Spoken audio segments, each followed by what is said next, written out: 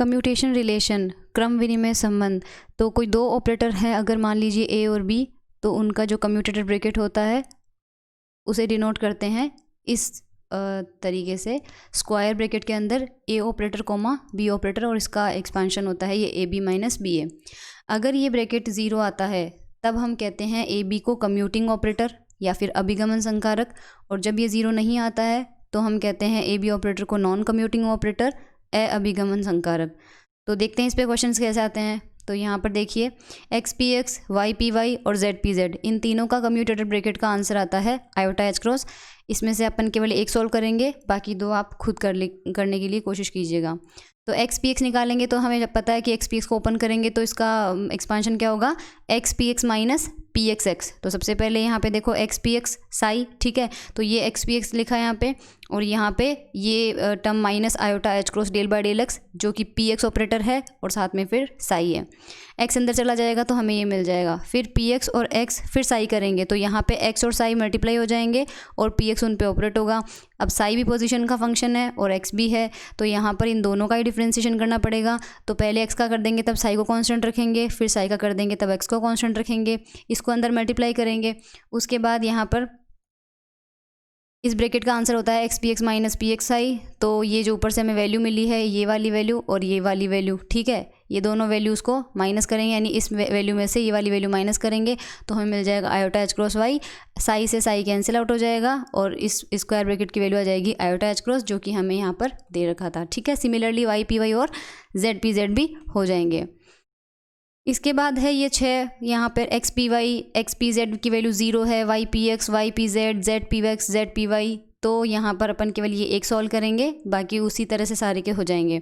तो x P यहाँ पर देखो एक्स पी वाई साई, तो इसको ओपन करेंगे X P Y minus P Y X psi. तो सबसे पहले एक्स पी वाई निकालते हैं तो ये आ जाएगा एक्स, ये P Y operator which is minus iota H cross del by del Y, और ये साई पे ऑपरेट हो गया, एक्स अंदर मल्टीप्लाई हो जाएगा। फिर हम पी वाई एक्स आई करेंगे तो ये पी वाई ऑपरेटर हो गया इतना तो, और ये किस पे ऑपरेट हो रहा है, एक्स इंटू साई पे। अब डिफ्रेंसिएशन है वाई के रेस्पेक्ट में, और हमने यहाँ पर लिखा हुआ है एक्स इंटू साई, तो वाई के रेस्पेक्ट में एक्स का होगा ही नहीं, क्योंकि एक्स उसके लिए कांस्टेंट की तरह बिहेव करेगा, तो एक्स बाहर आ जाएगा और केवल साई पे अप्लाई हो जाएगा। दोनों टर्म सेम है, तो जब माइनस करेंगे तो इसका आंसर आ जाएगा 0, ठीक है। इसके बाद L X L Y iota H cross L Z के इक्वल होता है, L Y L Z iota H cross L X के इक्वल होता है, L Z L X iota H cross L Y के इक्वल होता है। तो हम ये एक सॉल्व करेंगे, रिमेनिंग 2 आप खुद ट्राई कर सकते हैं। तो यहाँ पर देखो हमें पता है एंगुलर मोमेंटम एल वेक्टर का फॉर्मूला होता है आर क्रॉस पी, और पी ऑपरेटर हमें पता है क्या होता है, minus iota H cross del. तो यहाँ पर मिल जाएगा हमें minus iota H cross R cross del. A cross B को हम कैसे सॉल्व करते हैं, मैट्रिक्स बना के आई जे के रख के, और 3 कंपोनेंट आर के 3 कंपोनेंट डेल वेक्टर के सॉल्व कर लेंगे इसको, मैट्रिक्स जिस तरह से सॉल्व करते हैं। ये जो आई कैप का कंपोनेंट है वो हो जाएगा एल एक्स, ये हो जाएगा एल वाई और ये हो जाएगा एल जेड, और सब के सब माइनस आयोटा एच क्रॉस से मल्टीप्लाई, क्योंकि लेफ्ट साइड में हमारे पास क्या है, एल वेक्टर, जिसके अंदर 3 कंपोनेंट होंगे, आई कैप एल एक्स, जे कैप एल वाई और के कैप एल जेड। तो दोनों इक्वेशन के दोनों साइड में हम आई जे के कंपोनेंट को इक्वेट कर लेंगे, तो हमें L X L Y L Z मिल गया। अब हमें क्या निकालना है, हमें निकालना है commutator bracket L X L Y. हमें पता है ये ब्रैकेट क्या होता है, L X L Y minus L Y L X. ध्यान रखना ये ऑपरेटर फॉर्म में होते हैं, इसलिए डायरेक्ट वैल्यू 0 नहीं आती है, ठीक है। तो एल एक्स एल वाई को रखेंगे अपन यहाँ से, ऊपर ये एल एक्स है और ये एल वाई है, दोनों को रख देंगे। अब ये टर्म इससे मल्टीप्लाई होता है तो ये मिल जाएगा, फिर यही टर्म इससे मल्टीप्लाई होता है तो ये मिल जाएगा, फिर ये टर्म इससे मल्टीप्लाई होगा तो ये मिल जाएगा, और फिर ये टर्म इससे मल्टीप्लाई होगा तो ये मिल जाएगा, ठीक है। अब थोड़ा सा देखना इसमें, सबसे पहले यहाँ पर देखो 2 फंक्शन है, फर्स्ट फंक्शन और ये सेकंड फंक्शन, और ये डिफरेंशिएशन है z के रेस्पेक्ट में। तो दोनों फंक्शन का डिफरेंशिएशन हमें करना है, तो पहले z का कर देंगे, तो z का डिफरेंशिएशन हो जाएगा 1, उस time del by del X as a constant होगा तो हमें ये टर्म मिल जाएगा। उसके बाद फर्स्ट फंक्शन को कांस्टेंट करेंगे, यानी z को कांस्टेंट करेंगे, तो z कांस्टेंट बन के बाहर आ जाएगा, और डेल बाय डेल एक्स का डिफरेंशिएशन हो जाएगा, और किसके रेस्पेक्ट में करना है, डेल बाय डेल z, तो del by del z del by del X. Second में यहाँ पर आएंगे तो यहाँ पर देखो ये फर्स्ट फंक्शन है, ये सेकंड फंक्शन है, पर डिफरेंशिएशन है z के रेस्पेक्ट में, और ये टर्म है x, तो x z के लिए कांस्टेंट का काम करेगा, तो x डायरेक्टली बाहर आ जाएगा तो yx बन जाएगा, और ये दोनों operator del two upon del z two बन जाएंगे। यहाँ पर फर्स्ट फंक्शन है z और डिफरेंशिएशन है y के रेस्पेक्ट में, तो z कांस्टेंट बन के बाहर आ जाएगा और हमें ये वाला टर्म मिल जाएगा। फोर्थ टर्म के अंदर है यहाँ पे x और डिफरेंशिएशन है y के रेस्पेक्ट में, तो x कांस्टेंट बन के बाहर आ जाएगा और बचे हुए दोनों ऑपरेटर साथ में आ जाएंगे। सिमिलरली Ly Lx रखेंगे तो Ly ये हो जाएगा और Lx हमारे पास ये हो जाएगा। वही 4 बार मल्टीप्लाई करना है, जो सीक्वेंस में ऊपर मल्टीप्लाई किया उसी सीक्वेंस में हमें मल्टीप्लाई करना है, तो ये 4 टर्म अपन को मिल जाएंगे। अब यहाँ पर देखो x के रेस्पेक्ट में डिफरेंशिएशन है और ये y है, तो y कांस्टेंट बन के बाहर आ जाएगा और ये मिल जाएगा। यहाँ पर डिफरेंशिएशन है x के रेस्पेक्ट में और ये है z, तो z कांस्टेंट बन के बाहर आ जाएगा और ये टर्म मिल जाएगा। यहाँ पर डिफरेंशिएशन है z के रेस्पेक्ट में और ये फर्स्ट टर्म है y, तो y कांस्टेंट बन के बाहर आ जाएगा।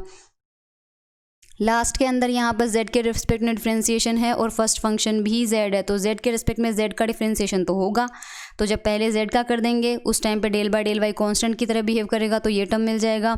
और सेकंड टाइम पे z कांस्टेंट की तरह बिहेव करेगा तो xz आ जाएगा और डेल बाय डेल z और del by del y operator एक साथ में आ जाएंगे।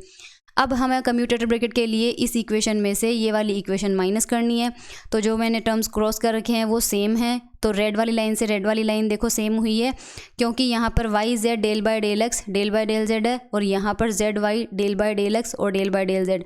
डिफरेंशिएशन के अंदर ये ऑर्डर मैटर नहीं करता कि z वाला पहले आया है या z वाला बाद में आया है, ये सेम होता है। इसका कारण है, एक एग्जाम्पल देखना, x² + y² + 2xy।